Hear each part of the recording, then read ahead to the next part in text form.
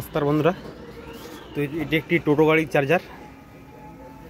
তো এই সমস্যা হচ্ছে আমি এখন আপাতত পুরো ডেড কন্ডিশনে রয়েছে। তো আমি সামনেটা পর দেখিয়ে দিচ্ছি 60 ভোল্টের। আর আমি ইলেকট্রিকটা দিচ্ছি, এখানে প্লাগটার সঙ্গে তার দুটো কানেকশন করা আছে। তো আমি ইলেকট্রিকটা দিচ্ছি, দেওয়ার পর দেখতে পাচ্ছেন ভিতরে কোনো কিছু শো করছে না, কোনো ইলেকট্রিক ভিতরে ঢুকছে না।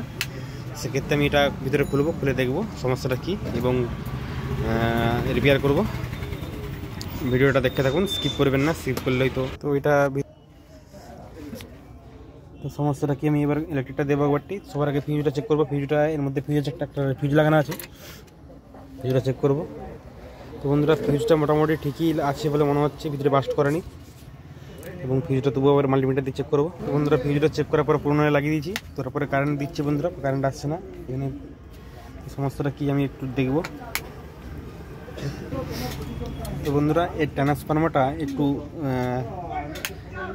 জায়গা থেকে পজিশন থেকে সরে গেছিলো। তো সেক্ষেত্রে আমি একটু ঘুরিয়ে লাগিয়েছি, দেখতে পাচ্ছেন সামনে এখানটা কিছুটা কালো হয়ে আছে এবং সাইডটা এখানটা কালো হয়ে আছে। তো আমি এটা একটু চাকতিটা ঘুরিয়ে দিয়েছি। ট্রান্সফরমারটা কোনো কারণে দিক থেকে সরে গেছিলো।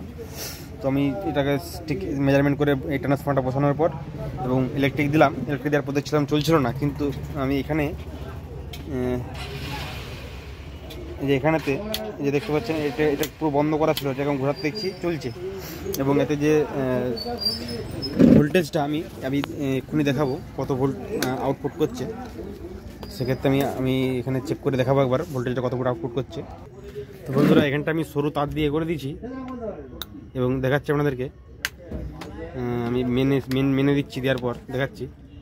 দেখতে পাচ্ছেন কেমন একটা স্পার্কিং করলো, মানে লোডটা আপাতত ঠিকই দিচ্ছে এতে।